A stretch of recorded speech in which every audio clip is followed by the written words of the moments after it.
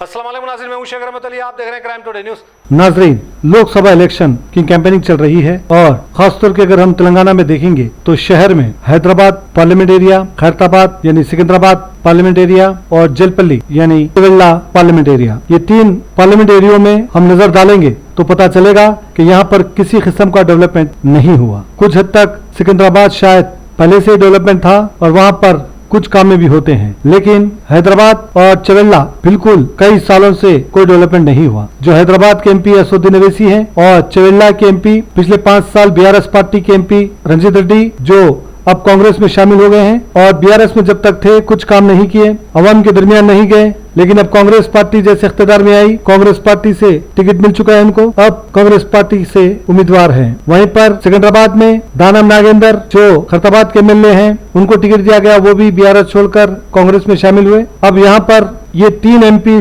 क्या मुद्दों पे बात कर रहे हैं, क्या अवाम के मसलों को हल करने की बात कर रहे हैं, क्या उनके मसलों को समझने की कोशिश कर रहे हैं। नाजरीन, अगर हम सिकंदराबाद से जो उम्मीदवार है दानम नागेंद्र, उनके बारे में अगर बात करें तो फिर वो खैरताबाद में एमएलए हैं, लेकिन अवाम से नाराज हैं, किसी किस्म का कोई काम वो नहीं किए हैं, सिर्फ वो मिनिस्ट्री के पीछे और जो भी रूलिंग पार्टी है उसके साथ ये हो जाते हैं, लेकिन अवाम के दरमियान या अवाम के मसलों को हल करने में वो नाकाम होते हैं। और नागेंद्र इसी तरह से बदनाम है कि वो अवाम का काम नहीं करते। अब वो खैरताबाद से एमएलए हैं और सिकंदराबाद से लोकसभा से उनको टिकट मिल चुका है कांग्रेस से। अब मजलिस इत्तेहादुल मुस्लिमीन के एमएलए, नामपल्ली के कॉर्पोरेटर्स और सारे लीडर्स जो नामपल्ली के हैं, जुबलीस में जो वर्कर्स हैं एमआईएम के, जो खैरताबाद में कुछ वर्कर्स हैं, ये सारे के सारे लोग नागेंद्र की कैंपेनिंग कर रहे हैं। ऐसा लग रहा है कि नागेंद्र के पास के जो लोग हैं, उनके जो वर्कर्स हैं वही कम नजर आ रहे हैं, लेकिन मजलिस के लोग ज्यादा नजर आ रहे हैं और वही लोग कैंपेनिंग कर रहे हैं और लोगों को ये बोला जा रहा है कि नागेंद्र को कामयाब कराएं, क्योंकि अगर नागेंद्र काम करे होते, अगर अवाम के दरमियान वो मसलों को हल करे होते तो शायद ये नौबत नहीं आती। तो कहीं ना कहीं नागेंद्र को जिताने की जिम्मेदारी मजलिस इत्तेहादुल मुस्लिमीन ने ली है। वहीं पर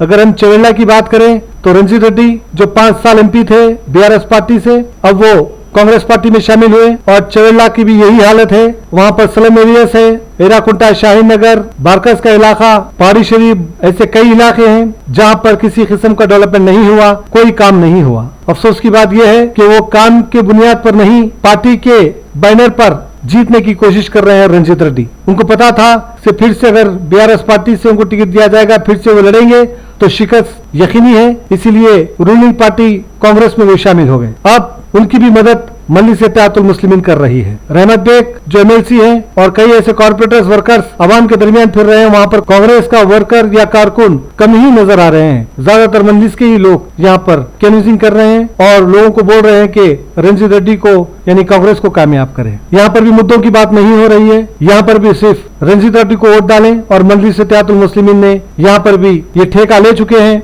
कि इनको भी जिताने की जिम्मेदारी हमारी है और इसीलिए अवाम के दरमियान जाकर उनके लिए वोट मांग रहे हैं। अब हैदराबाद की सीट बचती है जहां पर असदुद्दीन अवैसी कई सालों से एमपी है, लेकिन यहाँ पर पुराने शहर पर हम नजर डालेंगे तो किसी किस्म का डेवलपमेंट नहीं हुआ। अभी तक हालत बद से बदतर है। यही वजह थी कि जो असेंबली इलेक्शन हुए हैं वो असेंबली इलेक्शन में मजलिस इत्तेहादुल मुस्लिमीन का परसेंटेज, वोट जो परसेंटेज होता है वो कम हो चुका है। अब ये लड़ाई असदुद्दीन अवैसी की वोटिंग परसेंटेज को लेकर है, जीत हार को लेकर नहीं, क्योंकि असदुद्दीन अवैसी को ये यकीन है कि वो जीतेंगे तो जरूर, क्योंकि चाहे कुछ भी हो जाए अवाम उनको वोट डालेगी, पुराने शहर की अवाम उनको वोट डालकर भारी अक्सर से कामयाब करेगी। लेकिन असदुद्दीन अवैसी की असली लड़ाई है वोटिंग परसेंटेज को लेकर, वो गिरता जा रहा है और यही वजह है कि कहीं ना कहीं अवाम उनसे नाराज है, उनके एमएलए से नाराज है, उनकी पार्टी से नाराज है और इसी बात को लेकर असदुद्दीन अवैसी लगातार ये कोशिश कर रहे हैं कि वोटिंग परसेंटेज अच्छा रहे। लेकिन यहाँ पर भी मुद्दों पे बात नहीं हो रही है, अवाम के मसलों को लेकर बात नहीं हो रही है, डेवलपमेंट को लेकर बात नहीं हो रही है। हैदराबाद में बात हो रही है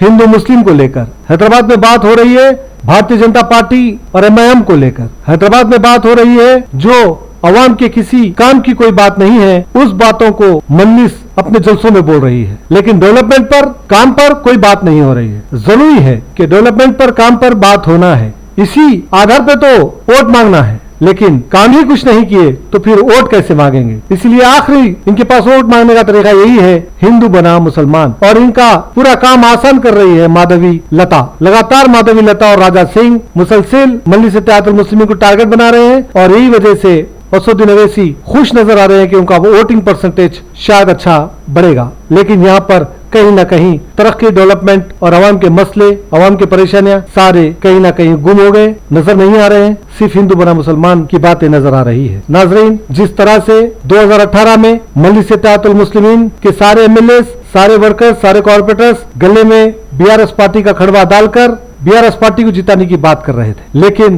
बीआरएस पार्टी की शिकस्त हुई, किशन रेड्डी ने कामयाबी हासिल की। वहीं पर असदुद्दीन ओवैसी, कोई ऐसा जलसा नहीं छूटा जहां पर ये कहते हुए नजर आ रहे थे कि मामू को और दो, मामू को जिताओ, लेकिन मामू की नैया ऐसी डूबी कि उनको कोई बचाने वाला नहीं था और पीछे के रास्ते से सारे रिश्तेदार गायब हो गए। अब 2024 में भतीजों को जिताने की बात की जा रही है। क्या इस बार भतीजे कामयाब होंगे? क्योंकि मामू की तो नैया डूब गई, अब भतीजे के पीछे हैं। ऐसे कई सवालात हम तक पहुंच रहे हैं, लोग हमको बोल रहे हैं फोन के जरिए, ईमेल के जरिए, व्हाट्सएप के जरिए कि इस तरह की बातें क्या कल तक मामू के साथ थे और आज भतीजे के साथ है। फिर यहाँ पर डेवलपमेंट के नाम पर क्यों वोट नहीं मांगा जा रहा, डेवलपमेंट पे क्यों बात नहीं की जा रही है? ऐसे कई सवाल हम तक आए हैं और इसीलिए हम जरूरी समझे कि इस बात को आपके सामने रखें। क्या आज हमारे मसले, हमारे इलाकों का डेवलपमेंट और आने वाले जो हालात है और जो हालत बन रहे हैं, इसके ताल्लुक से क्या हम सोचना बंद कर दिए हैं? क्या हमें इसी तरह के सियासतदान चाहिए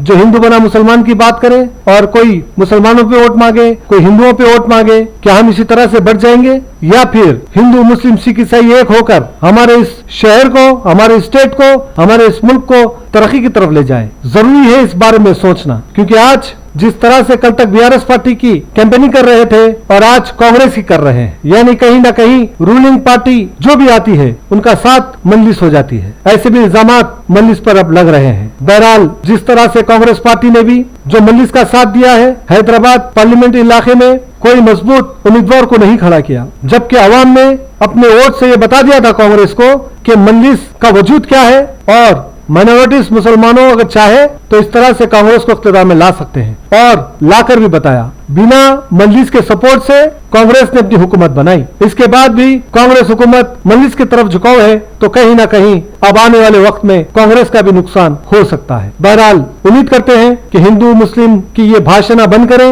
ये बातें बंद करें, लोगों में नफरत पैदा करना बंद करें, चाहे वो भारतीय जनता पार्टी हो, चाहे वो कांग्रेस हो, चाहे वो मजलिस इत्तेहादुल मुस्लिमीन हो, चाहे वो बीआरएस हो। मुद्दों पे बात करें, डेवलपमेंट पे बात करें, आपने अभी तक क्या क्या 5 सालों में और आने वाले टाइम में आप क्या करेंगे, इस पर बात करें। लेकिन अफसोस की बात यह है कि इस पर कोई बात नहीं कर रहा है, इसीलिए अवाम में नाराजगी भी देखी जा रही है। बहरहाल, हम उम्मीद करते हैं कि अवाम का जो भी फैसला होगा उसे कबूल करना चाहिए और हम उम्मीद करते हैं कि अवाम अब गलती नहीं करेगी। अब कोई भी उनके पास आएगा तो सवाल करें कि उन्होंने अभी तक क्या काम किया और आगे चलकर क्या काम करेंगे, तभी जाकर ये लीडर्स समझेंगे, उनको जिम्मेदारियों का एहसास होगा और शायद आपके इलाकों का डेवलपमेंट करेंगे। मैं शेख रहमत Ali, crime today news, Hyderabad.